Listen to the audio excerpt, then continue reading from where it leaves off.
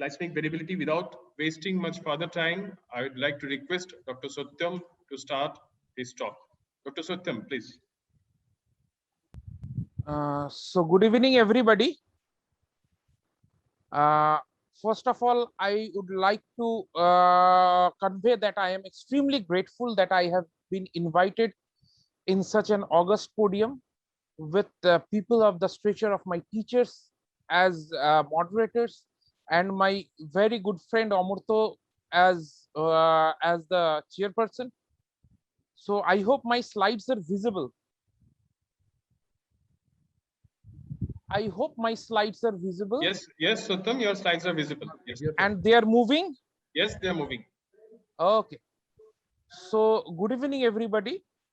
Uh, I start with an index case, and here I show a 53-year-old, 78 kgs, BMI 34 female advocate, diabetic for the last 19 years, with peripheral neuropathy with normal renal function.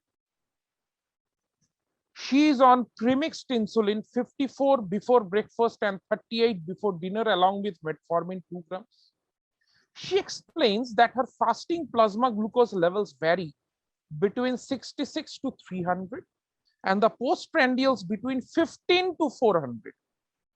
She experienced 3 hypoglycemic episodes in the last 2 months with an HbA1c of 9.4. Worth mentioning, there were 2 episodes of hospitalization where the lab blood glucose came to be as low as 15. So with this on the background, we start today's discussion on glycemic variability, and we will find out whether it is an important consideration in diabetes management. So basically, we have been harping on HbA1c monitoring, and we have to understand that glycemic control is one of the main treatment goals for type 2 diabetes, although there of late there has been a lot of pleiotropic effects which is coming into the purview. Now, HbA1c has long been the gold standard for assessing glycemic control, but we have to take into account that HbA1c does not take into account fluctuations in blood glucose levels. Now, what are the consequences of these fluctuations? We have to understand that there is an increased risk of hypoglycemia and there are glycemic excursions.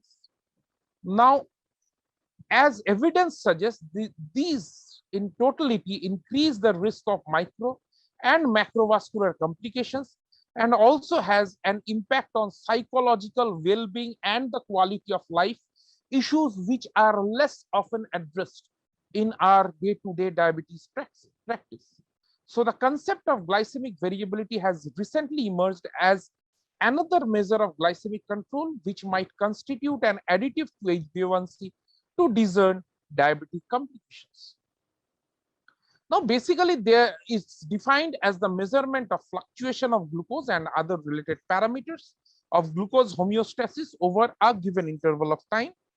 So there may be short-term glycemic variability and there may be a long-term glycemic variability. The short-term means the glycemic fluctuations within the day or between days, whereas the long-term is the glycemic variability over months to years. And we have seen that we now have accumulated enough evidence from the advanced devote empiric studies where it has been found that the long-term glycemic variability is well correlated with an increased risk of both microvascular and macrovascular complications. So if you see the basic metrics for assessment of glycemic variability, so for long-term glycemic variability, it is more or less easy for the HbA1c fasting blood plasma glucose and the postprandial plasma glucose. But when it comes to the short-term glycemic variability, we have to understand that it's a bit difficult and we have to use certain metrics to find them out. That, for example, the standard deviation, the coefficient of variation, the magnitude of variability, the mean differences between the peaks to nadirs, the conga, and the absolute difference between sequential readings divided by the time between the first and last blood glucose measurements. There are multiple others. I will not go into the details because we have some much more interesting things to discuss. Now, if we see the effects of glycemic variability on adverse clinical outcomes, we have to understand that once there is profuse glycemic variability, even if the HbA1c is under control, not only there will be increased risk of hypoglycemia, but also microvascular complications and cardiovascular complications.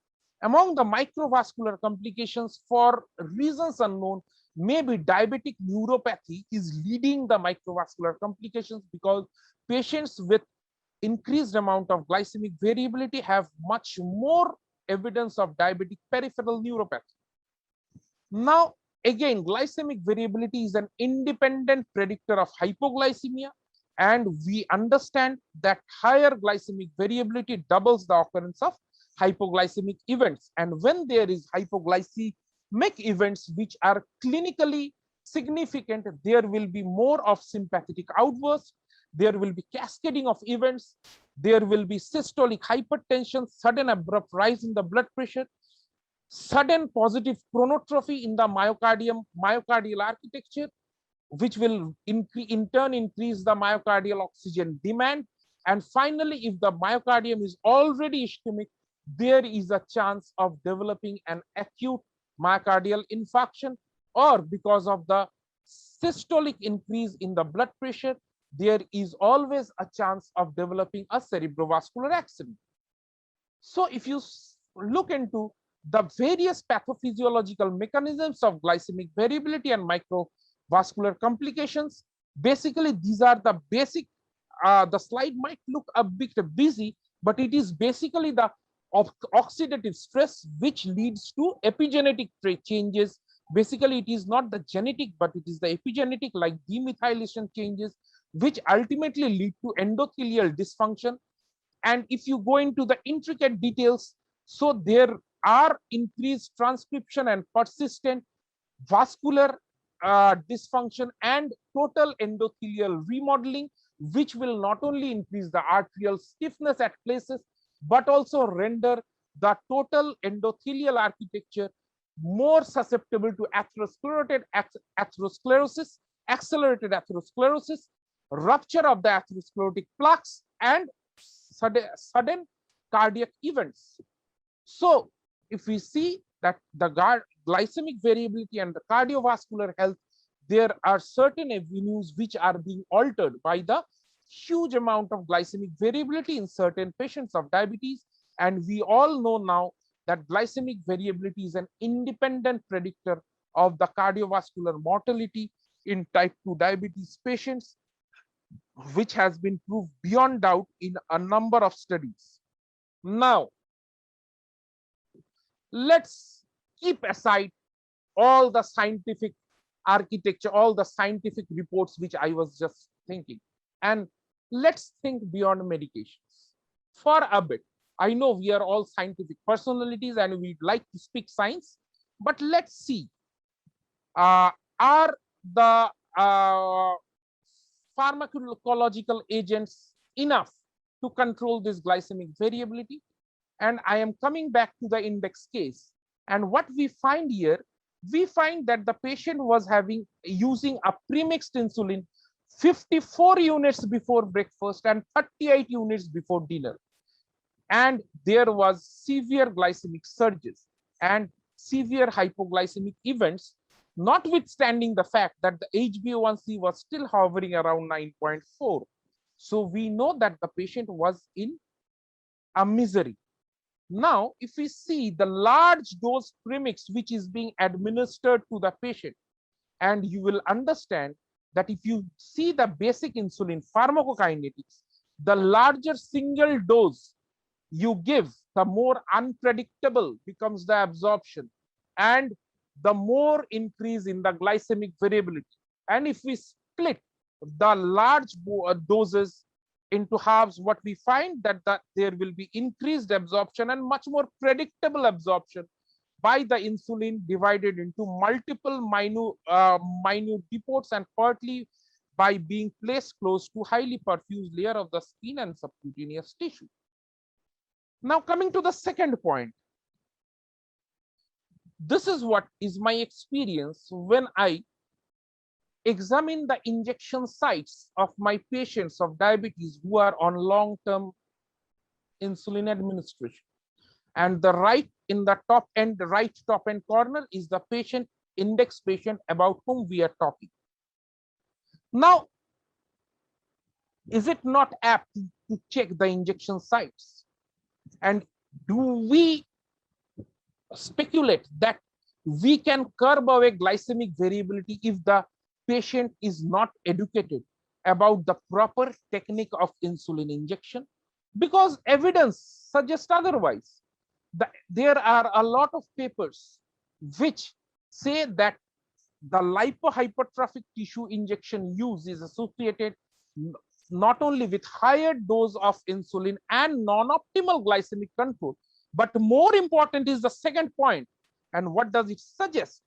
That there is potentially adverse clinical outcome with insulin injections. Someone wants to come in? With insulin injection into lipohypertrophic tissue, which might not only due to the impairment in insulin absorption and action, but also because of the which ultimately leads to erratic and unpredictable blood glucose concentration, impeding insulin titration. So that's the point. And is it not, when we are discussing glycemic variability, we need to discuss the proper, educate the patient about the proper use of insulin and the proper means to inject insulin. Now let's again come out of the scientific arena and let's go into mythology. And I hope this nobleman does not need any introduction. By the way, what happened is that this nobleman said something very peculiar. Spirituality cannot take place on an empty stomach. God knows the books we used to study in physiology, the Ganon Gaiton were written much ahead of his times or not. I don't know how he came to know about the intrinsic mechanism of the metabolic expenditure of the body, which is basically guided by the lateral hypothalamus, the hunger center, and the ventromedial hypothalamic nucleus. And the intrinsic programming suggests that we should take intermittent feeding in order to keep the system intact at 3 to 4 hourly interval, maybe diabetic patient or a non-diabetic patient. Because if we keep ourselves empty for a long time, it is only the ghrelins and the neuropeptide Y which will stimulate the lateral hypothalamus, the hunger center, and with a suppression of the leptins, there will be an emotion. And I presume that emotion is not of spirituality, but a lust for having more and more food. So, having said that, if for the time, I presume that the Almighty was the one responsible for our creation, and He is the one who framed this intrinsic programming of the hypothalamic architecture, how are we justifying few types of nonsense, and are we not justifying binge eating in the name of the same Almighty? And what happens to the diabetic patient when they indulge in such harmful activities? Are they not increasing the glycemic variability? I think it's time to ponder upon these few facts. So what are we doing? In fact, just remember the long periods of fasting and what we have in the glycemic profile. And finally, in the evening, just recollect the type of food hello? And just recollect the type of food which are being offered in the evening after the fast breaks.